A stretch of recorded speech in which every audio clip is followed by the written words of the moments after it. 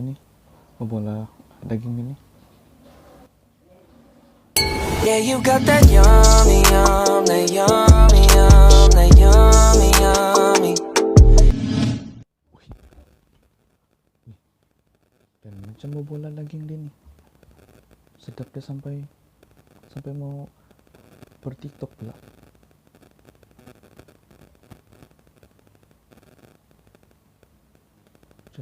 Coba try lagi ya, satu kali.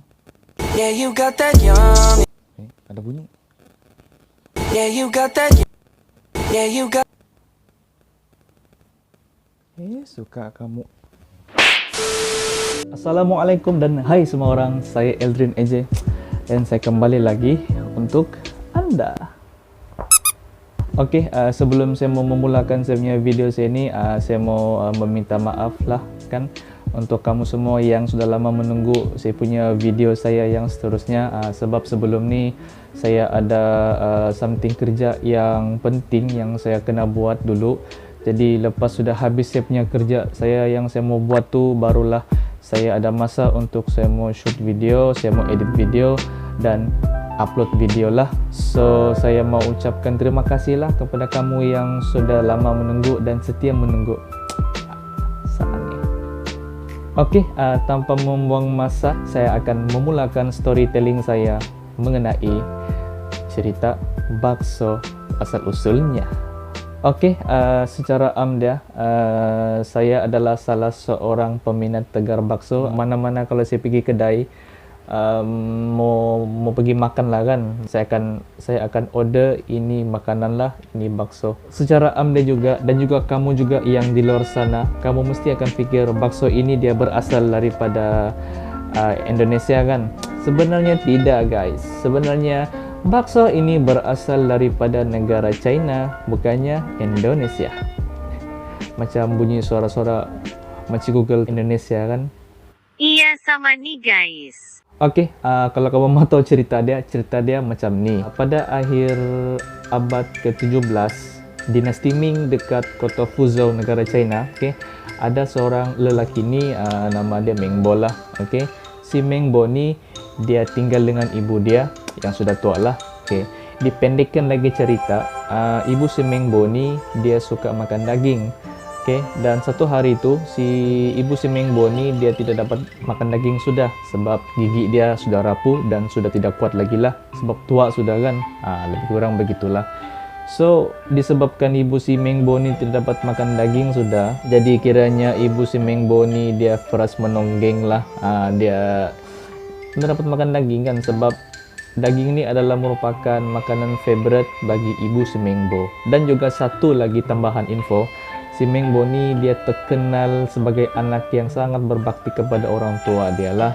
So sebagai seorang anak kan yang memang berbakti pada orang tua dia, so si Meng Bo ni pun sehari suntuk lah, dia mau fikir macam mana lah saya mau buat supaya ibu saya ni boleh makan daging lah, macam selalu lah kan. So setelah dia sehari suntuk, dia berfikir. Lepas tu tidak semena-mena, kebetulan masa tu dia nampak jiran si Meng Bo ni, dia tengah tengok jiran dia tengah buat kuih mochi lah. So dia nampak jiran dia tumbuk-tumbuk beras ketan tu sampai hancur. Lepas tu jiran dia buat kasih bulat-bulat beras yang sudah hancur tu kan, untuk membuat kuih mochi ya, bukan kimochi ya guys. So tanpa membuang masa lagi, si Meng Bo nampak saya begitu jiran dia buat, dia terus pergi dapur, dia ambil daging, lepas tu dia buatlah macam yang dia nampak jiran dia buat kuih mochi tu kan. So dia tumbuk daging tu sampai hancur, lepas tu dia kasih bulat-bulat kan, supaya untuk mendapatkan tekstur dia yang lebih menarik lah kan. Dia kasih bulat-bulat kecil lah, yang kiranya macam ni lah, yang macam bulat-bulat kecil tu. Lepas dia sudah buat proses daging tu, dia kasih bulat-bulat daging yang dia sudah kasih hancur tu, baru dia masaklah di dalam air yang mendidih, dan juga dengan rempah-rempah lagi untuk menaikkan lagi aroma rasa bebola daging itulah yang dia buat tadi itu. So lepas si Meng Bo sudah masak bebola daging yang dia sudah masak tadi itu, so dengan tanpa membuang masa, akhirnya si Meng Bo pun dia kasih makanlah sama mama dia yang peras menonggeng tadi itu. So mama dia dapat makan juga akhirnya sebab kan lembut sudah. So ibu si Mengbo ni makan dengan lahap sampai mungkin tidak terkata, mungkin orang tua tu mungkin adalah mungkin bercakap Cina lah, tapi mungkin mungkin maksud dia punya sabdap dia bilang. So dengan si Mengbo sudah nampak ibu dia sudah boleh makan daging macam biasa, jadi si Mengbo pun happy lah kan sebagai seorang anak. Dia sudah nampak ibu dia happy kan, makan daging, sudah dapat makan daging sudah macam dulu. So mereka menjadikan makanan berbola daging tu dengan ada kuah-kuah dia sekali sebagai makanan rutin diorang sehari-harian sudahlah.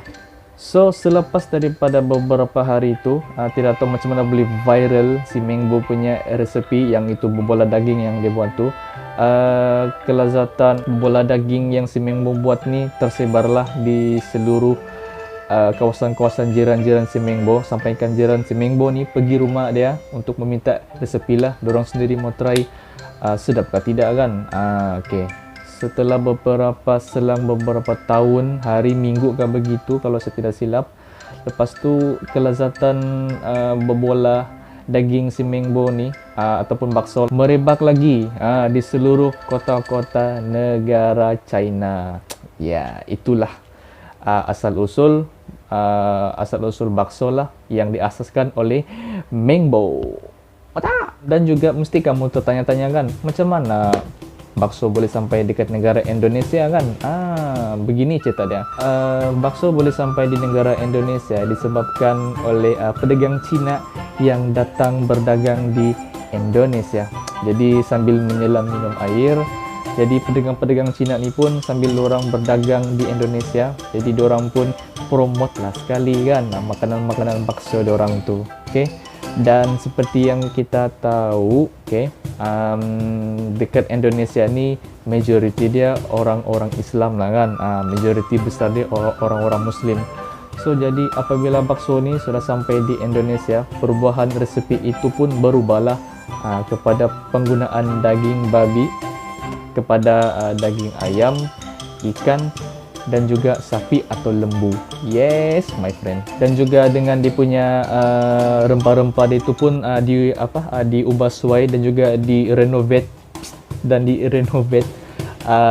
supaya ngam lah dengan taste orang-orang Indon lah kan. Okay, so jadi bila resepi dah sudah kena ubah, barulah resepi bakso ini pun mulalah terkenal merebak di seluruh Indonesia. Kalau kamu mau tahu juga satu lagi info yang sangat-sangat penting, sebenarnya perkataan bakso itu sendiri, bakso adalah merupakan perkataan daripada bahasa Cina. Okey, kalau kita pisahkan bakso menjadi dua suku kata, bak bererti daging babi, so bermaksud berkuah ataupun yang bersup lah. So jadi kalau bakso digabungkan, kalau mau lagi cantik nama ayat dia, maksud dia dalam bahasa Melayu adalah daging babi yang berkuah.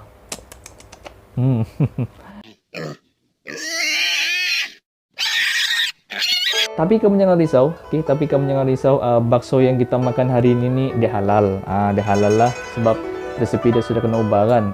Begitu, okay? Kamu jangan risau lah, okay? Saya rasa sampai itu saja saya punya video cerita saya pada kali ini pasal bakso. Dan juga kalau kamu rasa video saya ini memberikan manfaat dan menghiburkan kamu juga, kamu bolehlah subscribe saya punya video channel ini, okay? Dan juga kepada viewers yang baru datang ke dalam Eldrin AJ channel ini, saya mengucapkan terima kasih kerana anda sudah klik dan menonton video-video saya dalam Eldrin AJ channel ini.